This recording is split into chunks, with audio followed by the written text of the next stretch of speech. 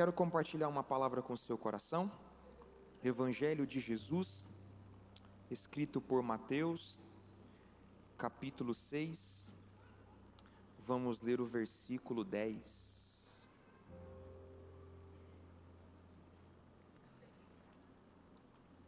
Vamos ler só a primeira parte desse texto.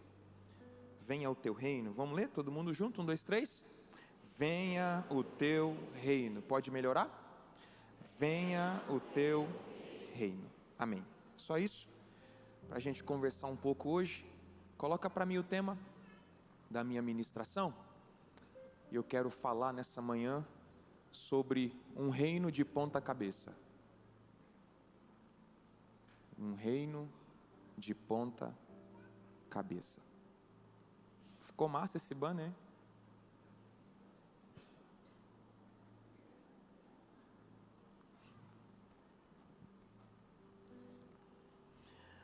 A manifestação do reino de Deus começou com a vinda de Jesus e ele chegará à sua conclusão com a sua volta.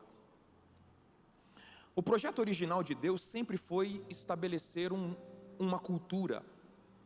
O projeto original de Deus sempre foi tentar estabelecer um modelo.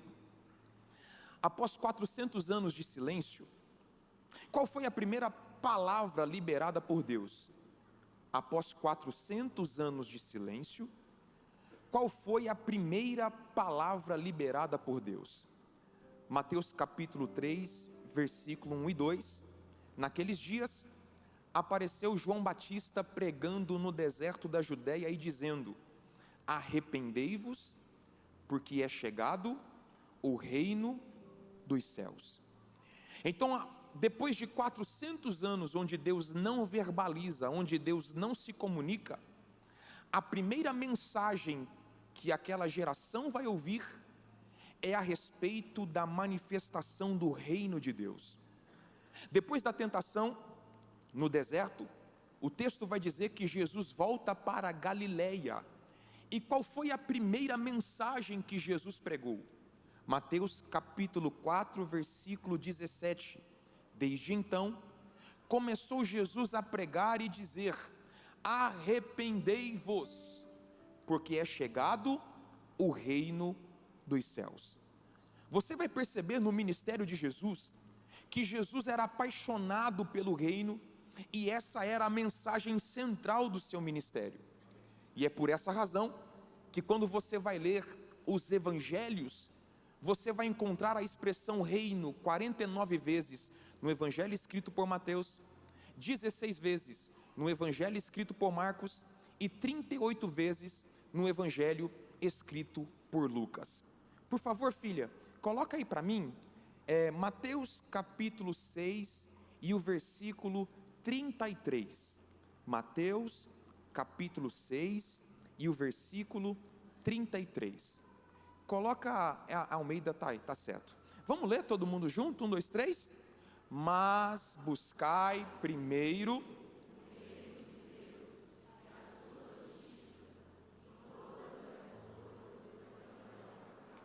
olha o que o texto está dizendo: mas buscai primeiro o reino de Deus e a sua justiça, e todas essas coisas vos serão acrescentadas. Então você vai perceber que aqui Jesus nos ensina 3 verdades preciosas. Primeiro ele fala de uma busca, depois ele fala de uma prioridade, depois ele fala de uma promessa. Ele fala de uma busca, de uma prioridade e de uma promessa. Pegaram ou não? Vamos lá? Uma busca, uma prioridade e uma promessa. Vocês estão comigo ou não? Vamos lá? Uma busca, uma prioridade e uma promessa. Fica claro para vocês aqui no texto? Ele fala de uma busca, de uma prioridade e de uma promessa. Então vamos lá, parte por parte, verdade por verdade. Pastor Grendene, o que Jesus quis dizer quando ele usa a expressão buscai? O que ele está dizendo com essa expressão busca, buscai? Buscai aqui não é uma palavra casual. Buscar aqui envolve propósito. Buscar aqui envolve determinação, empenho de energia. Buscar aqui é colocar o coração sobre. Buscar aqui é dizer: eu estou determinado, eu tenho um propósito, eu vou pagar o preço por isso, eu não vou desistir no meio do caminho, eu vou utilizar todas as minhas forças, eu vou usar toda a minha energia, eu vou usar toda a minha capacidade, eu vou usar toda a minha inteligência. Para quê? Para buscar o reino de Deus. Depois que ele fala de uma busca, ele vai falar sobre prioridade. Diga: prioridade. Pastor Grendene, o que é prioridade? Prioridade é aquilo que precisa ser realizado em critério de urgência. Prioridade é aquilo que precisa ser realizado em critério de emergência. Se é prioridade, nós não deixamos para o amanhã. Se é prioridade, não importa o horário. Se é prioridade, não importa o cansaço. Se é prioridade, você vai e faz. Se é prioridade, você vai e realiza. É assim ou não é? Se é prioridade, a gente dá um jeito. Se é prioridade, a gente não dá desculpa. Se é prioridade, a gente não faz corpo mole. Se é prioridade, a gente faz. A palavra é sua prioridade? Sua vida de oração é sua prioridade? Sua vida espiritual é sua prioridade? Então perceba que primeiro ele fala de uma busca, depois ele fala de uma prioridade. E muita coisa na nossa vida, como eu sempre repito aqui, não é falta de tempo, não é falta de dinheiro, não é falta de energia, é falta de prioridade. Porque quando é prioridade, a gente dá um jeito. Depois que ele fala da busca, da prioridade, o que ele faz? Jesus fez uma promessa. Se você não falar nessa nada agora, está muito ruim, eu já vou parar a pregação e a gente já vai para casa. Então, depois que ele fala da busca, ele fala da prioridade, Jesus fez uma promessa. Então ele está liberando uma promessa sobre os cidadãos do reino. Se você é ímpio, corintiano, vilanovense, isso não serve para você, tá?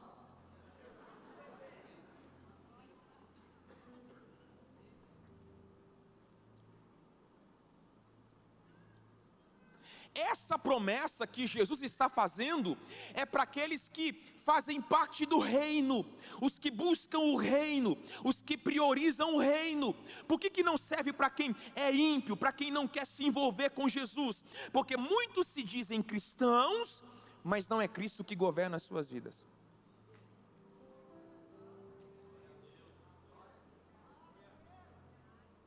Sabia que ia ter um silêncio.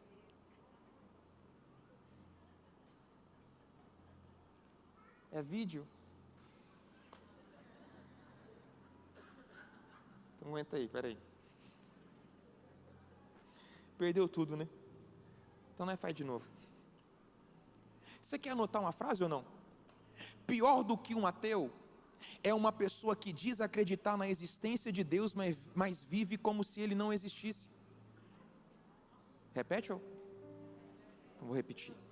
Pior do que um ateu é uma pessoa que diz acreditar na existência de Deus, mas vive como se ele não existisse. São os cristãos não praticantes. Agora a gente tem crente não praticante. O que você é? Eu sou gospel. Agora está na moda. O que você é? Eu sou evangélico. Então Deus está fazendo uma promessa para aqueles que têm Cristo como Senhor de suas vidas. E aos cidadãos do reino Ele ensina que quando nós priorizamos o reino, todas as outras coisas são acrescentadas. Então quando você prioriza o reino, e aqui nos versículos anteriores, ele fala de comida, ele fala de bebida e ele fala de vestimenta.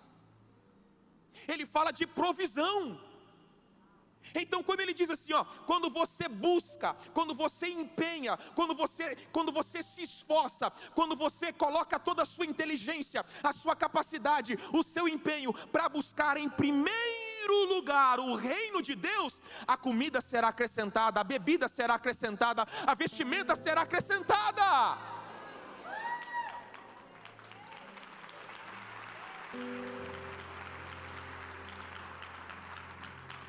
Então Deus está liberando sobre nós nessa manhã uma promessa, diga uma promessa.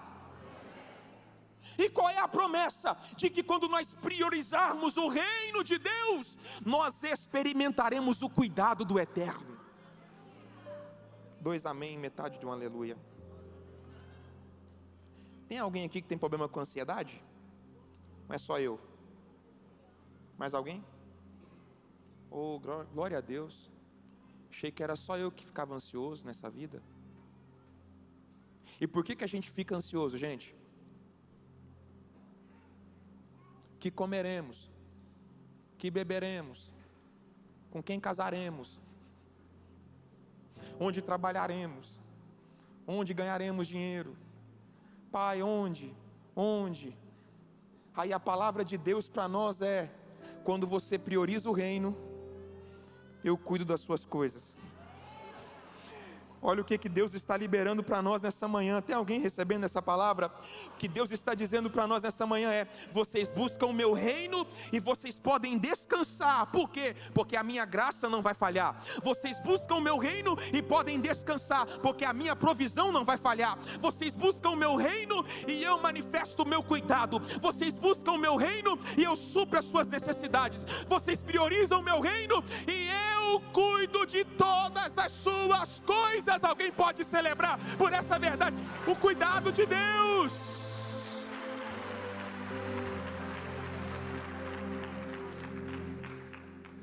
A igreja de Filipos, ela age de forma tão, ela prioriza tão o reino de Deus, ela prioriza tão o reino de Deus, que mesmo na sua miséria, mesmo na sua pobreza, ela consegue enviar uma oferta generosa para o ministério de Paulo. Aí olha como Paulo ora, gente. Olha, isso aqui é incrível. Paulo recebe uma ajuda financeira de uma igreja pobre. A igreja de Filipos, apesar das suas necessidades, ela prioriza o reino de Deus, abençoando alguém.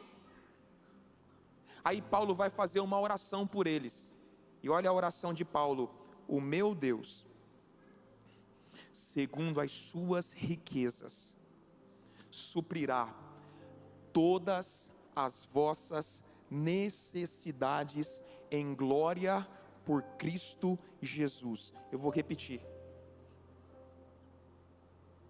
o meu Deus, segundo as suas riquezas, suprirá todas as vossas necessidades em glória por Cristo Jesus.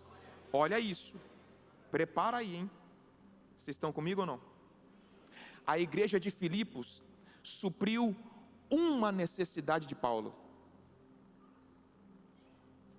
Aí olha a oração que Paulo faz: vocês supriram uma necessidade, mas o meu Deus suprirá. Essa parte aqui eu ensaiei em casa, essa parte aqui. Vou fazer de novo. O que Paulo está dizendo? Vocês supriram uma necessidade minha, que foi uma necessidade financeira. E já que vocês decidiram priorizar o reino, o meu Deus, segundo as suas riquezas, suprirá.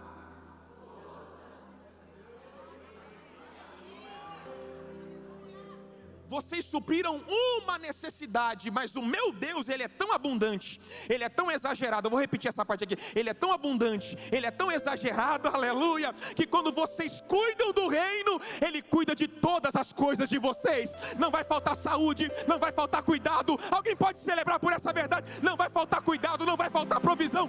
Ele vai cuidar de tudo.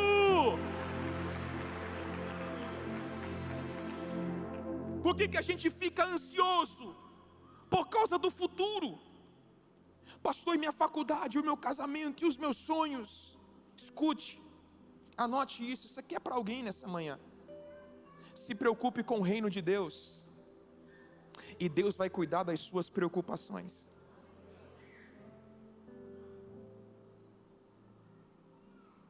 madeira. A gente sempre esquece de combinar, né?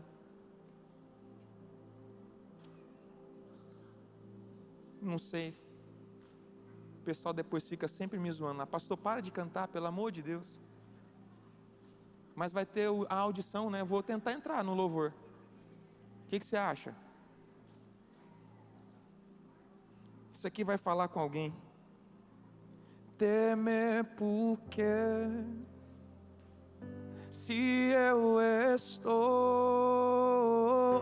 guardado por quem nunca, seu nome é Jeová irá. Eu creio em ti,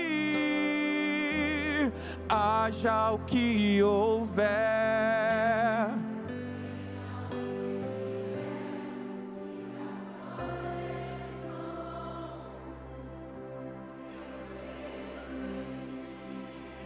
Eu não vivo do que vejo,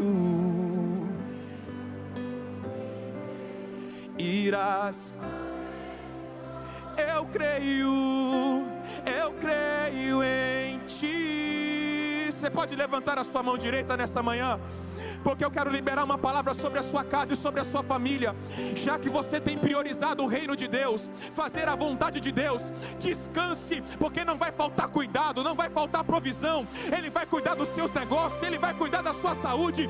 Ele é Jeová Jireh, o Deus de toda a provisão. Ele nunca falhou, nunca falhará. Ele vai cuidar, vai prover, vai te sustentar. Quem pode aplaudir e celebrar nessa manhã, faça isso.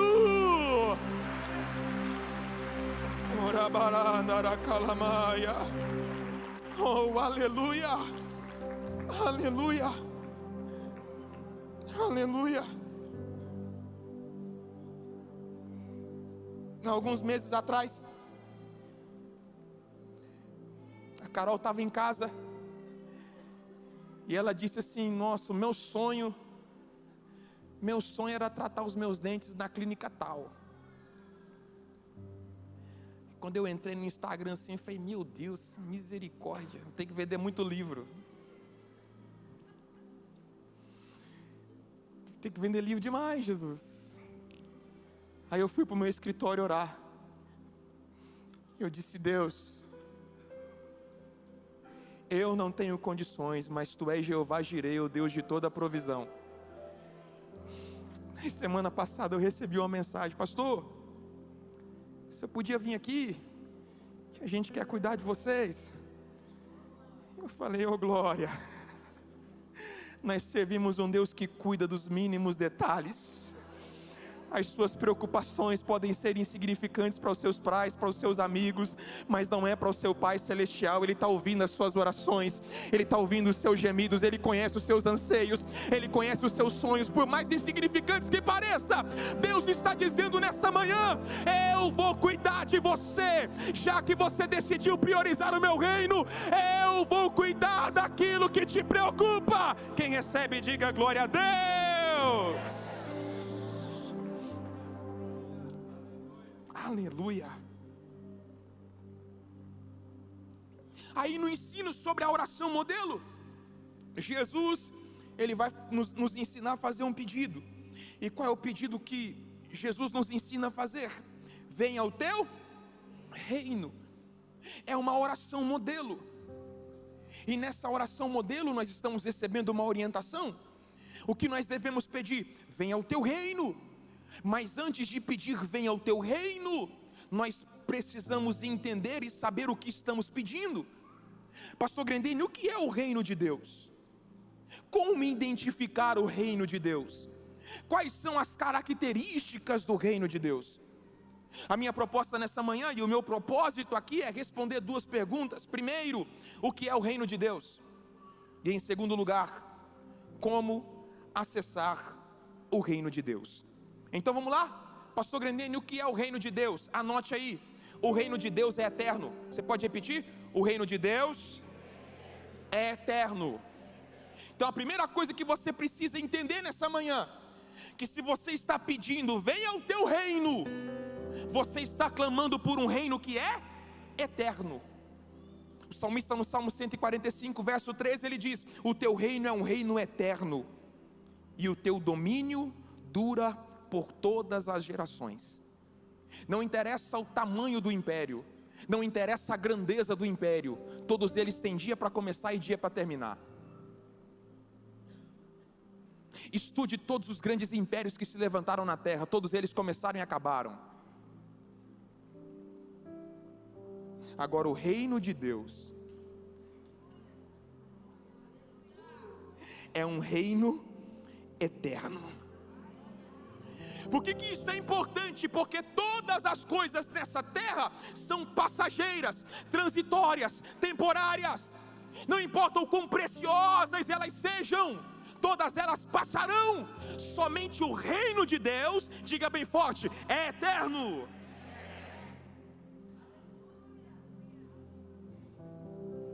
É por isso que nós temos que empenhar o nosso esforço, nossa criatividade, a nossa inteligência, a nossa disposição, a nossa juventude, em buscar as coisas que são eternas.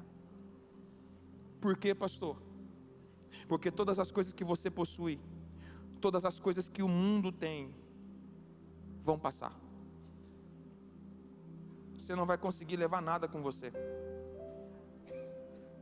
Você me ajuda a pregar, você pode falar assim, vai passar, só essa parte.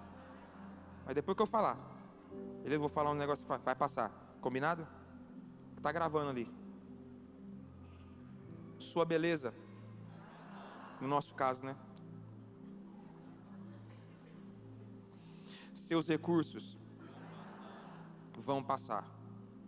Recurso está no plural. Vamos de novo. Vamos voltar lá no primeiro. Sua beleza, seus recursos, suas roupas de grife, o seu carro do ano, as oportunidades, tudo passa. Só o reino de Deus é eterno. E é por isso que a gente não pode lutar apenas por coisas que são transitórias, passageiras. Nós não somos seres físicos vivendo uma experiência espiritual. Nós somos seres espirituais vivendo uma experiência física e temporária. Por isso que eu não estou aqui lutando para ter muita agenda. É legal, é massa. Eu não estou aqui lutando para ter mais seguidor no Instagram. É legal, legal. Minha luta não é para ser mais famoso, mais relevante. É interessante? É. Só que a gente precisa entender que enquanto o mundo aplaude 15 minutos de fama, Deus ainda honra uma vida de fidelidade.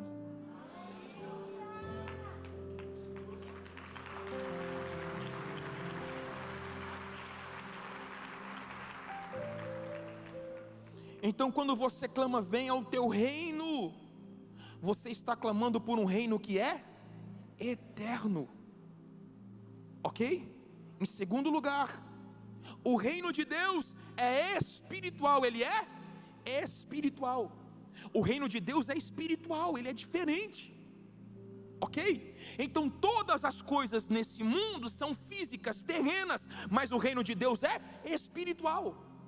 Paulo escrevendo aos Romanos capítulo 14, versículo 17, porque o reino de Deus não é comida, nem bebida, mas justiça, paz e alegria no Espírito. Olha isso, justiça, paz e alegria no Espírito. Vou repetir mais uma vez, não é bebida nem comida, é justiça, paz e alegria no Espírito. Então o reino de Deus não é sobre coisas físicas, palpáveis, tangíveis, não. O reino de Deus é espiritual.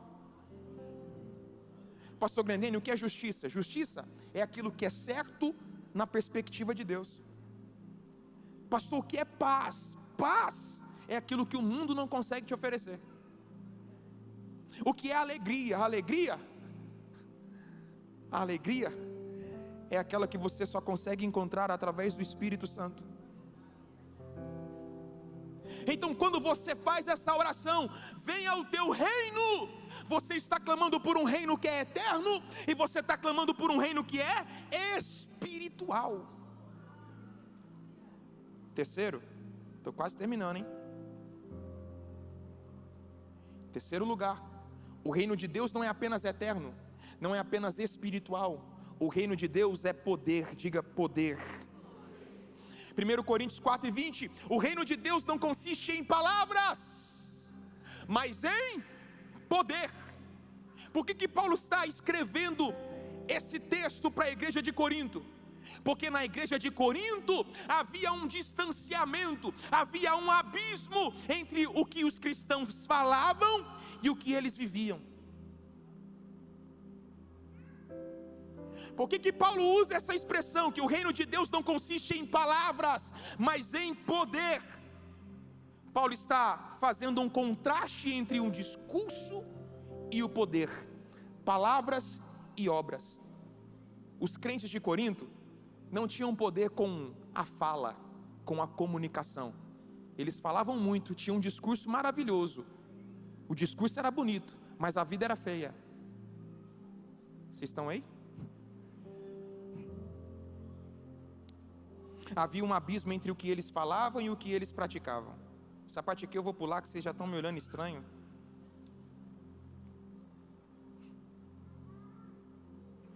O que Paulo está tentando dizer para nós? Que o problema não é falar, o problema é não viver o que se fala. Aleluia, irmão.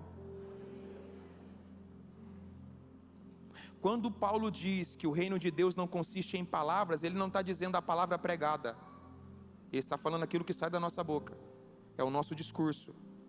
Está entendendo? Que um discurso sem prática não gera poder, um discurso sem prática não gera autoridade. Sabe por que Jesus, quando terminou o sermão do monte, todo mundo estava admirado da sua autoridade? E porque ele não ensinava como os escribas e fariseus? Não tinha nada, o problema dos fariseus não era o ensino, era a prática. É por isso que os fariseus ensinavam, mas não tinham autoridade, porque eles falavam de amor, mas não amavam.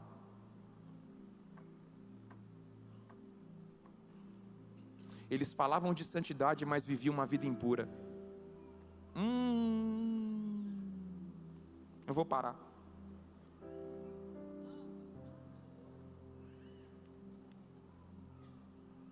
O que Paulo está dizendo para nós?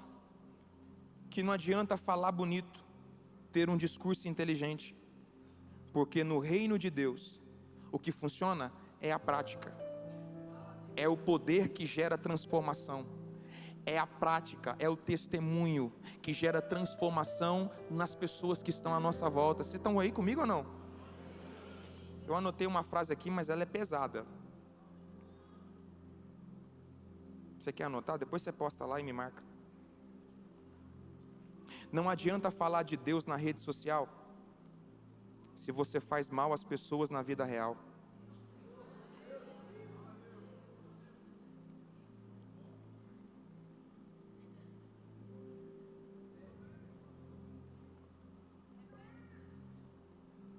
Não adianta falar de Deus na rede social se você faz mal às pessoas na vida real.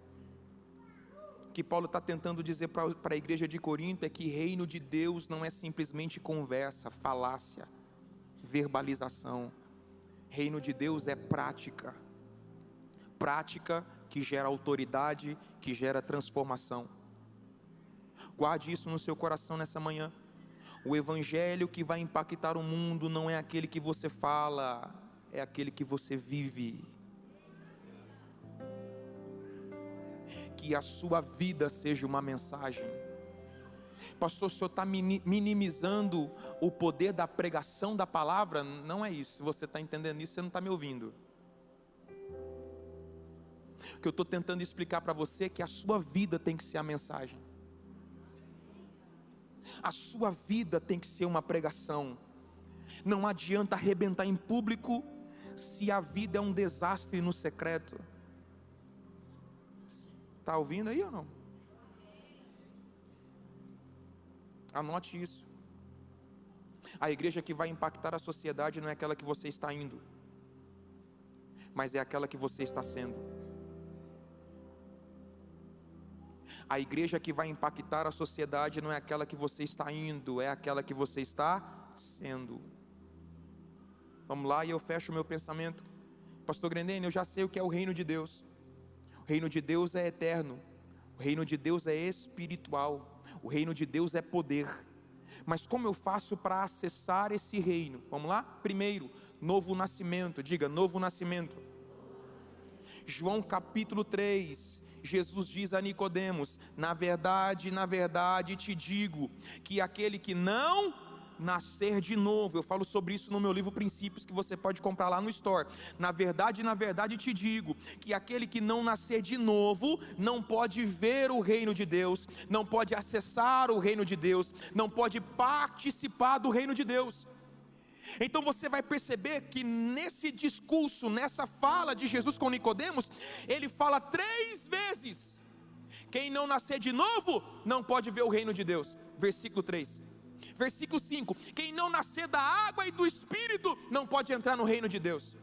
Versículo 7, é necessário nascer de novo, Nicodemos.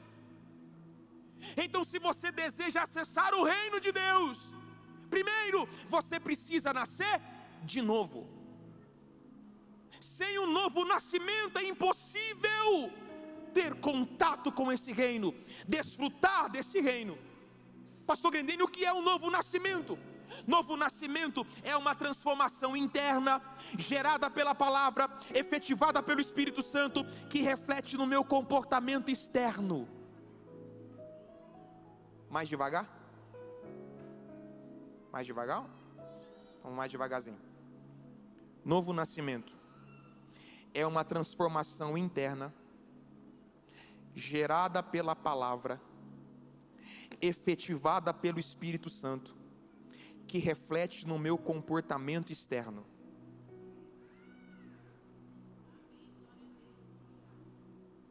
Aleluia. A pergunta aqui nessa manhã não é quanto tempo você tem de crente.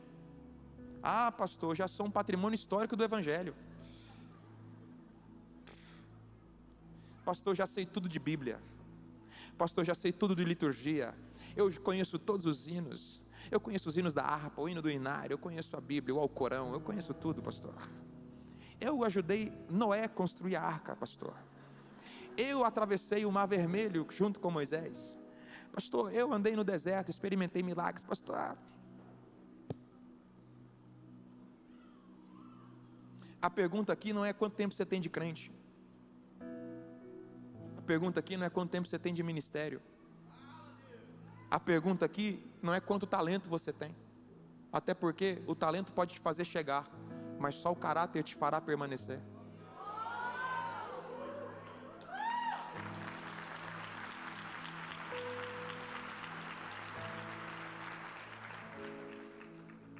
A pergunta nessa manhã é: você já nasceu de novo?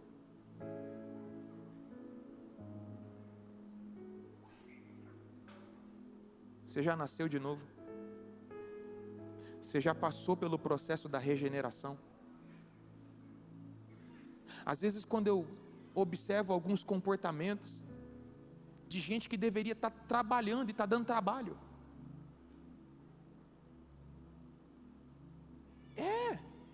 Você já viu criança brincando no parque? Brigando por causa do brinquedo?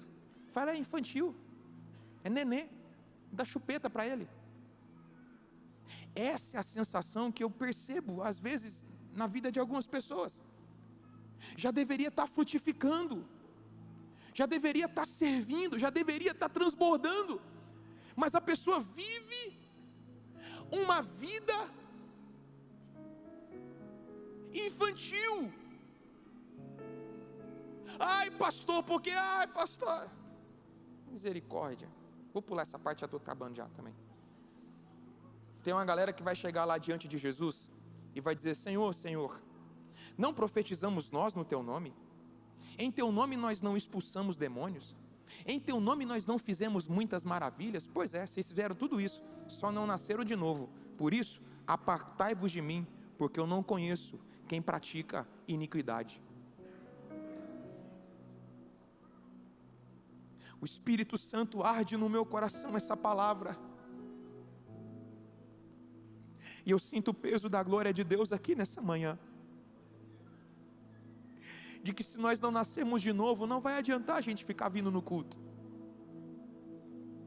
de que se nós não nascermos de novo, não vai adiantar a gente ficar consumindo sermão. O objetivo principal não é viver uma boa vida terrena, mas alcançar a eternidade. E Jesus está voltando, e Ele vem buscar aqueles que nasceram de novo. É necessário, Nicodemos. Eu sei que você conhece tudo de Bíblia, mas você não nasceu de novo. Eu sei que você tem muito dinheiro, mas você não nasceu de novo. Eu sei que você é muito inteligente, mas você não nasceu de novo. E se você quer acessar o reino de Deus, Nicodemos, você precisa nascer de novo. Nascer de novo. Venha o teu reino. Como acessar esse reino? Além do novo nascimento, para acessar o reino é necessário arrependimento. Pastor Grenene, o que é arrependimento? Arrependimento não é choro, arrependimento é mudança de atitude. De que adianta chorar, se emocionar e continuar nas mesmas práticas? Anote: mudança de atitude é o maior sinal de arrependimento. Mudança de comportamento é o maior sinal de arrependimento. Segundo, arrependimento é conversão, é mudança de rota, é mudança de direção. Paulo escreve aos Coríntios dizendo assim: que alguém estiver em Cristo, nova criatura é, as coisas velhas se passaram, eis que tudo se fez novo. A partir de Cristo tudo muda, a partir de Cristo tudo se transforma, a partir de Cristo tudo se altera, a partir de Cristo é uma nova vida, é uma nova rota, é um novo modo de pensar, é uma nova maneira de se posicionar.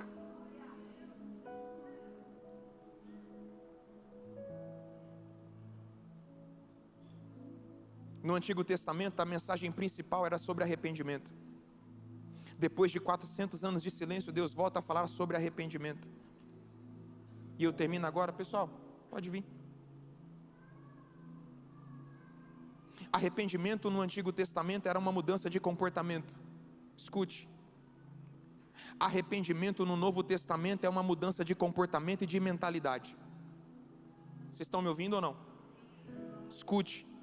O que você fez até ontem não tem como ser mudado, mas você pode mudar o que você vai fazer a partir de hoje. O que você fez até ontem não tem como mudar, não tem como alterar. Pastor, eu queria voltar aquela palavra, eu queria voltar aquela decisão, eu queria voltar aquele posicionamento. Não tem como mais. É de hoje para frente. É você que decide como você vai viver de hoje para frente. Você pode ficar de pé em nome de Jesus?